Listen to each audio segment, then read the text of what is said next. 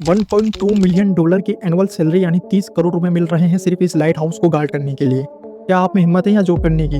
आपका कोई बॉस नहीं होगा जो नज़र रखेगा आप पे जब आप यहाँ काम कर रहे होंगे। जब दिल करे आप आराम कर सकते हैं, आराम से उठो, व्यू एंजॉय करो, फिशिंग करो। आपका काम यहाँ होगा कि सिर्फ मेक श्योर करना कि लाइट हाउस के ऊपरी वाली लाइट सही से काम कर रही है या नहीं।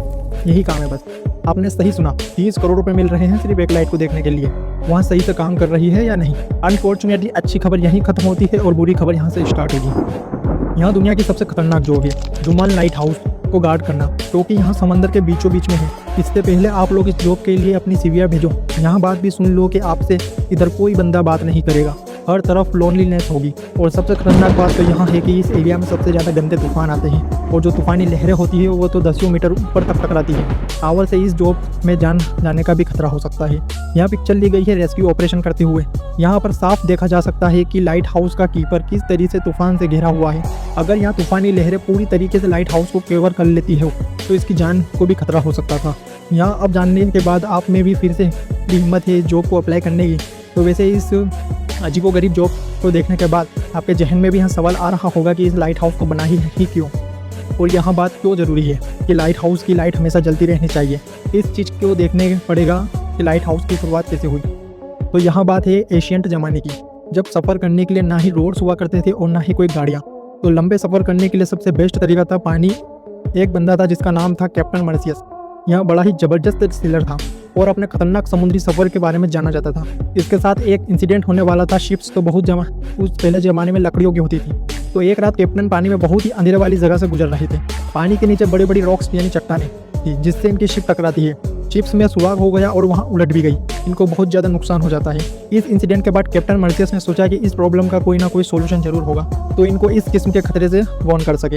अब यह तो हो गई कि एक प्रॉब्लम। दूसरी प्रॉब्लम यहाँ थी कि आपको पता है कि ओशियन बहुत ज़्यादा बड़े होते हैं और पैसिफिक ओशन तो बस छोड़ो ही दो, अगर हम पूरी दुनिया का लैंड एक जगह इकट्ठा कर दें सातों कॉन्टिनेंट को मिला के भी तो भी पैसिफिक ओशन ज़्यादा बड़ा है। इसको छोड़ो, अगर हम 5 मून यानी चांद भी इस एरिया में रख दें तो पैसिफिक ओशन ज़्यादा बड़ा होगा। आप आइडिया लगा सकते होंगे कितना बड़ा है। जब पुराने ज़माने में सेलर इस ओपन पानी में सफ़र करते थे तो इनकी कुछ भी नहीं पता होता था कि अगली ज़मीन कितनी दूर है और इवन इनका रास्ता किधर से है। नेविगेशन उस दौर में दुनिया का सबसे बड़ा मसला था। जीपीएस या कोई एडवांस सिस्टम तो होता ही नहीं था तो सोलर्स को गाइड कर सके। रास्ते के बारे में जीपीएस इवेंट ही हुआ था 1973 में, पब्लिक के लिए अवेलेबल 1978 में हुआ था। इस टाइम इन सेलर्स को सूरज पर रिलाई करना पड़ता था, सितारों पर रिलाई करना पड़ता था और शुरुआत के कुछ नेविगेशन टूल पे इस ना खत्म होने वाले समंदर को पार करने के लिए सिर्फ नेविगेशन की वजह से 3-4 मुसीबतें और आ जाती थी, जैसे कि कैप्टन एलेंस को आई भी थी। पुराने ज़माने में कैप्टन अपने क्रू के साथ पैसिफिक ओशियन क्रॉस कर रहे थे तो रात में एकदम से बादल आ जाते हैं जिसकी वजह से सितारे छुप जाते हैं जिनको यहाँ देखकर रास्ता का पता लग रहा था। तो समंदर में इस हिस्से में बहुत तेज तूफान आता है तो ये लोग रास्ता भटक जाते हैं। जब सुबह होती है तो ये लोग ओपन ओशियन में लॉस्ट हो गए थे। क्रू के पास ना ही कुछ खाने के लिए बचा था और ना ही कुछ पीने के लिए बचा था। भूख और प्यास की वजह से क्रू का बुरा हाल हो चुका था। आपको भी पता होगा कि एशियन का पानी हम इंसान नहीं पी सकते क्योंकि यहाँ बहुत ही ज़्यादा नमकीन होता है, इनके पीने से इंसान की मौत भी हो सकती है। तो ये लोग पानी में होने के बावजूद भी प्यासे थे। बहुत सारे क्रू मेंबर्स मर गए थे। कैप्टन को बहुत मुश्किल से लैंड मिला था और फाइनली ये लोग वहाँ पर जाकर स्टॉप करते हैं। दुनिया में सबसे पहले लाइट हाउस की शुरुआत होने वाली थी इजिप्ट में। मेडिटेरियन सी के साथ था एशियंट सिटी ऑफ अलेक्जेंड्रिया।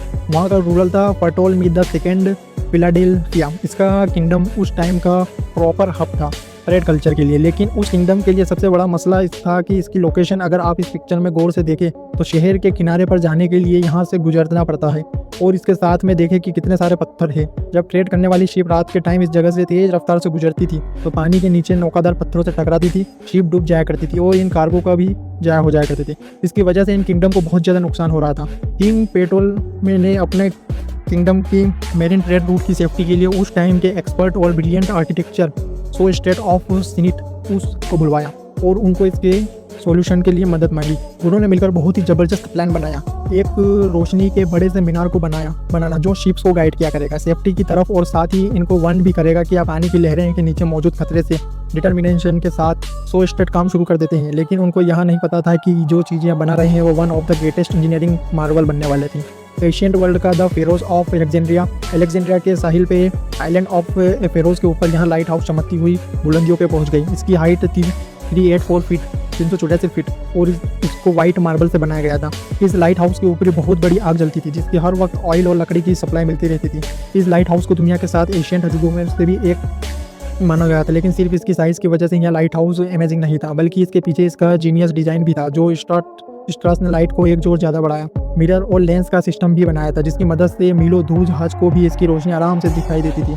जैसे कि ही लाइट हाउस के बनने के बाद पहले तो दूर से सेलर्स ने सुकून का सांस लिया जब उन लोगों को इस लाइट हाउस की वजह से अलेक्जेंड्रा के पास पर्सनली पानी को नेविगेट करने की ज़रूरत ही नहीं पड़ती। तो यहाँ दुनिया का पहला लाइट हाउस एक सेफ्टी का सिंबल बन गया था सेलर्स के लिए, और यहाँ से फिर लाइट हाउस का कंसेप्ट पूरी दुनिया में फैल गया। पहले तो ये लाइट हाउस समुद्र के किनारे पर बना सकते थे, लेकिन जब वक्त के साथ साथ दुनिया भर में ट्रेड बहुत ज़्यादा शुरू हो गए तो समंदर की बिजी ट्रेड रूट के बीच भी जिधर रॉक्स से पानी के ज़्यादा करीब होती थी और जिन रॉक्स से शिप को ज़्यादा खतरा होता था कहीं उनको डूबना ना दे जगहों पर भी लाइट हाउस बनाना शुरू हो गए। इसी वजह से समंदर के बीचों बीच डिफरेंट लोकेशन पर आपको यहाँ लाइट हाउस देखने को मिलेगी। शुरू में लाइट हाउस पर आग जलती थी, लेकिन यह कई आइडियल सेंचुअल नहीं थी। रोज़ लकड़ी, ऑयल और कोल को हर वक्त इस्तेमाल करना। इसके बाद कैंडल्स, गैस लैंप और ऑयल लैंप आ गए थे, लेकिन आग की लाइट इतनी ज़्यादा ब्राइट नहीं होती थी। जब इलेक्ट्रिसिटी प्रोड्यूस हुई और लाइट बल्ब की इन्वेंशन होता है तो यहाँ लाइट हाउस भी इलेक्ट्रिक बल्ब पर शिफ्ट होना शुरू हो गई क्योंकि इनकी लाइट ज़्यादा होती है, लेकिन फिर भी लाइट हाउस इन लाइट को मीलों दूर किस तरह रिफ्लेक्ट करें इसका जवाब ये लेंसेज 1800 तक इन रिफ्लेक्ट को लाइट सोर्स के पीछे लगाया जाता था।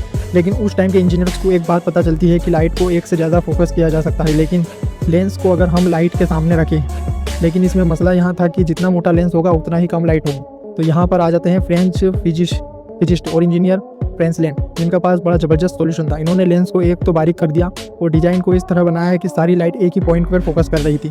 इस तरीके से फैली हुई लाइट को एक सिंगल डायरेक्शन में भेजा जा सकता था। आज मोस्टली लाइट हाउस में फेजल लेंसेशन ने लाइट हाउस को रिवोल्यूशन इंच कर दिया था और लाइट को मीलों दूर से आराम से देखा जा सकता था। इस तरह इन लाइट हाउस की मदद से शिप्स को खतरे का आराम से पता चल जाता है। वीडियो के शुरू में मैंने आपको जॉब बताई थी जुमान लाइट हाउस में रहने के लिए आपको 30 करोड़ मिलेंगे, सिर्फ आपने यहाँ देखा कि लाइट हाउस की लाइट जलती रहे। अब भी क्या आप इस जॉब के करने में इंटरेस्टेड है तो कमेंट में ज़रूर बताएं। चैनल को सब्सक्राइब करना ना भूलें। थैंक्स दोस्तों।